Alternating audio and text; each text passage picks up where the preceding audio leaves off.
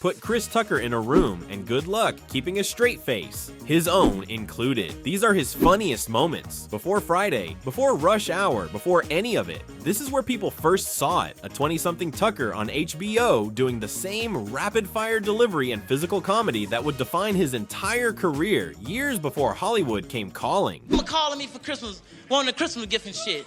I always want something. Someone, why the every time you call, you always want something? Why the you just can't talk? You know I ain't got no money. I told her, I said I'm broke. Broke as a mother. I'm so broke, if a rob me, he'll just be practicing. You ever had a neighbor that borrow your shit and keep it so long, you have to borrow it back? I told you, you got a broom I can borrow, man. No, you got my goddamn broom. Michael Jackson wanted to go to the mall like a normal person. His solution wasn't a hat or sunglasses. It was a Spider-Man mask, and Tucker's warning that it wouldn't work turned out to be exactly right. One time we went to a mall. We was out. Michael wanted to go to the record store or something, and he forgot he was famous. He was like, I gotta go to the mall. Go to the mall. And we finally said, Michael, you can't go in the mall, man. You forgot who you are. He said, well, let's go. And it was only thing was in the car was a Spider-Man mask. So Michael said, I'll put this on. We'll go in and we get. I said, Michael, you can't do that. Spider-Man ain't gonna just be walking through the mall. Ain't nobody. They gonna know it's you, Michael. He's like, no, he won't. Chris, it'll work. It'll work. We go in the mall, and he was getting away with it until people figured it out, because I was with him, and he was like, Chris, is that Michael Jackson in that Spider-Man mask?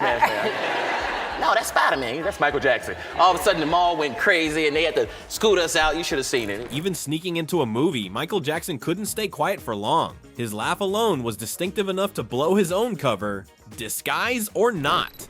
We would do stuff like go to the movies, and Michael was so famous he had to disguise himself. And we would come downstairs, I'd be like, where's Michael? Michael would be covered up like, I'm over here, Chris, I'm here. I said, Michael, that's you? Yeah, Chris. I thought we was going to the movies. You're not even dressed. I am dressed, Chris. I just can't go in the movies. We got to disguise it a little bit. I said, okay. So we go in the movies, and I'm thinking, I'm trying to be secret, too. I'm hiding myself. Then Michael laughing louder than anybody. Everybody know Michael's laughing. Right. He's like, hee. I was like, Michael, shut up.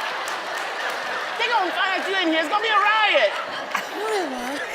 New money makes people do strange things. Buying the house right next door to his own, just so nobody could move in and bother him, is Tucker's own pick for one of his more questionable early splurges. What did you spend money on? I was spending too much money. I was just acting crazy. I bought 2 houses right next door to each other. It was crazy. I said, I'll take that one too. I don't want nobody to mess with me. I was borrowing stuff for myself. Well, was crazy. that's got to be crazy, too. I was like, you got some sugar I can borrow? You know we got some sugar. I'm you and you me, man. It got crazy. Yeah. Most friendships don't start with a private plane getting turned around mid-flight. This one did. Tucker was already back in Los Angeles when word came that Michael Jackson wanted to meet the next morning. So he walked straight up to the cockpit and told the pilot to turn around. Spent a lot of money to see Michael, because I took a private plane to New York, because Michael told me, when you finish Rush Hour, come see it. So I knew he was there. I called him before I went, because I was going there for something else, and I didn't hear anything. So I got on that same private plane, flew back to Los Angeles. I was done. As soon as I landed, I got a message from Michael Jackson's office, like, Michael want to meet you tomorrow in New York City. I was like, what? I went right up to the captain's seat, and I said, take me back to New York. They said, well, is this going to cost? I said, I don't care. You got my credit card. Just take me back. Their first ever meeting almost derailed the whole movie before it started. Jackie Chan sat through the entire pre-production meeting without saying a word, just nodding. Tucker got so worried he pulled the director aside to ask if his co-star even spoke English. I was in a meeting, and then we was talking about the movie, getting ready to do the movie, and Jackie didn't say nothing the whole time. He was just like shaking his head. Okay.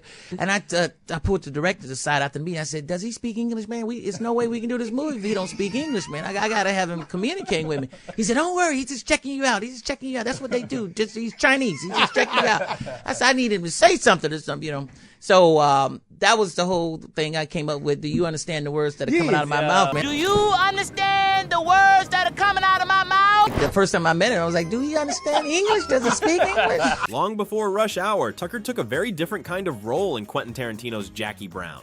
and by his own account, he had no idea going in exactly how his character's story was going to end. They put me in that trunk, though. I didn't know they was gonna do me like that in that trunk. I'm sorry, man, but I ain't getting no goddamn trunk. My fans got mad because it was like, hey, we come to see you in a movie and you get knocked off in the first scene. They got mad at me at that time because I was like starring in movies and they wanted to really see me. I wanted to do it because Quentin Tarantino, one of the hottest directors, and you just wanted to work with him to say you worked with him. Tarantino scripts are famous for precise, deliberate dialogue, so it says something that one of his own favorite lines in the entire film wasn't written by him at all. And it was Tucker improvising. I like that sequence a lot, actually. I think it's really, really cool. Chris normally improvises. Having said that, he completely did what I wrote and then just threw in a couple of lines that are the funniest lines in the piece. My favorite line of that speech is like, you catch a nigga off guard with this shit. You catch a nigga off guard with this shit. I piss my pants every time he says that, all right? And I just threw that in. For years, Tucker turned down millions to reprise Smokey. 3 decades after the original, it sounds like that's finally about to change. Y'all get Chris?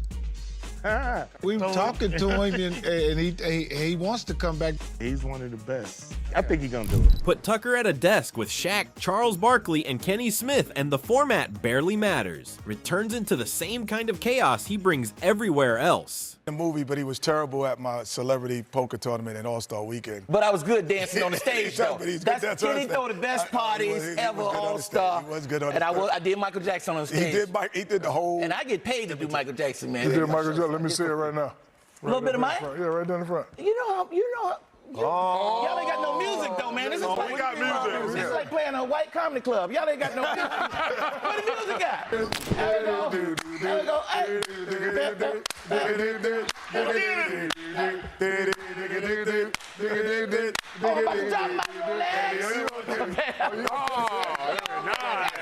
That nervous first meeting turned into a running joke on set. Tucker kept slipping and calling Jackie Chan by his real name mid-scene, take after take, until the crew couldn't keep it together either. Jackie, kick it. Okay, Chris Tucker. Jackie, kick it. Jackie again? Oh, we'd love to see that. We would love to see that, Jackie.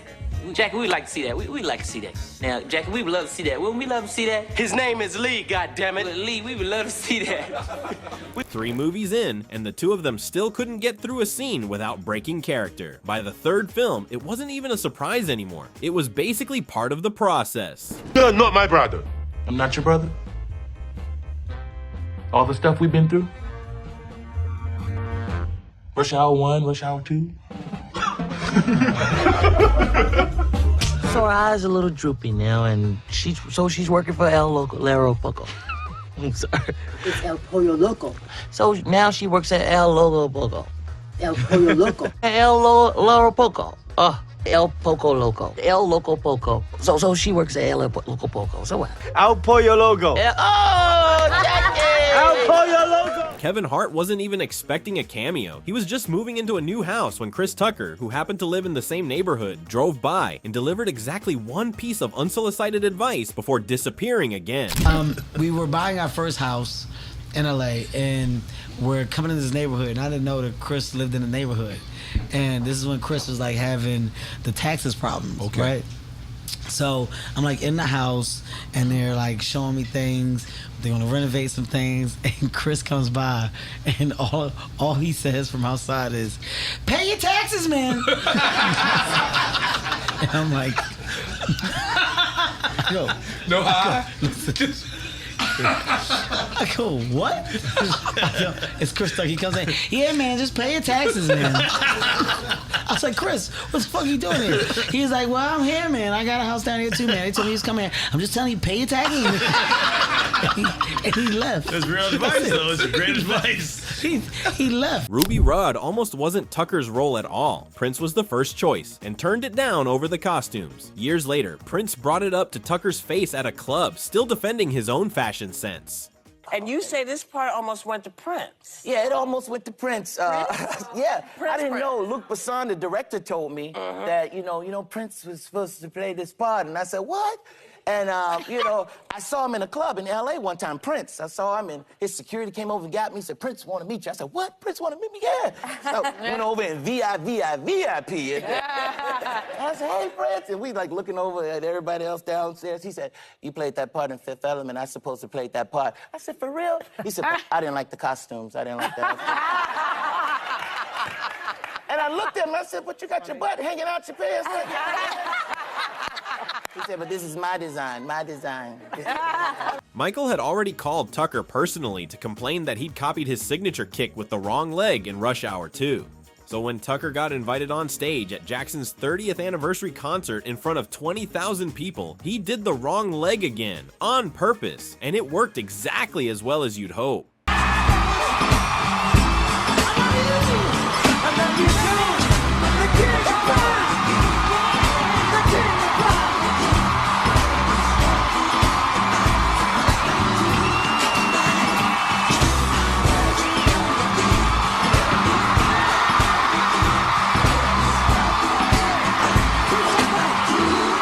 Long before the world knew the name, Tucker was already riding in a car with them, making small talk about fried chicken and basketball on the way to a fundraiser. Neither of them had any idea where that road was actually headed. But you know, I met Barack. I met Barack before he was president. He was running for senator in L.A. and we was over James Lasseter house, Will Smith's manager house, and I got there late. And he was getting ready to leave. I said, I want to meet him too. You know, they said, well, ride in the car with him to the next fundraiser. So I rode in the car with him to the next fundraiser. We was talking about miscellaneous stuff like basketball, chicken, stuff like that. Nothing really important, but and he was talk, cool. huh? Yeah, signed me a book and everything. But I should have been talking something more important about, you know, I should have said, look, if you ever hear about me on taxes, tell them to let it go. You know. When you get to where you, because we all know you going places. I should have said, man, if you ever hear about me on taxes, man, don't tell him down the Chris ain't like that. I met him in the car. Let it go. Some lines just don't want to be said right, no matter how many takes you get. A single word, filter fish, and turned into one of the longest running blown takes of the entire shoot. Gefilte fish. Gefilte fish. Lots and bagels. That's my favorite. What's the name of this stuff? Gefilte fish. Gefilte fish. Oh, what's the name of this fish? Gefilte fish. Gefilte? You know what this is? What is it? Gefilte fish. It's filter fish. What's the name of the fish? Gefilte fish. Gefilte fish. Gefilte fish! Sitting across from Shannon Sharp, Tucker brings up a random conversation he'd had with NFL legend Marcus Allen about Sharp's brother Sterling, a supposed scratch golfer. Allen's actual answer to how good Sterling really is left even Tucker with no idea what he'd just been told. Sterling. He said, Sterling is a scratch golfer. He's better than a scratch golfer. I said, I don't even know what that means. He said, he's a plus something. I said, what? And Sterling told me, I played, the only trophy I got from winning golf is in my room. We played at Lake, what's the famous one here? East Lake, here in Atlanta, Georgia, where Tiger won the big championship. Right. I played on your brother team, on Sterling team, and we won. Sterling's so cold-blooded, he didn't even get his trophy. He just left before they gave the trophies, and I wanted to thank him and hug him and kiss him. He was gone on the road drive, because you know we talked about he drive everywhere. I said, man, it's the only trophy I got, and it's a bad trophy. I mean, it's beautiful. We was at Warwick Dunn's tournament, man. That's the only trophy I ever won besides my own golf tournament. They gave me a free honorary trophy. Thanks for watching. If you enjoyed this, leave a like and subscribe. It's free, and let me know in the comments who you want me to cover next.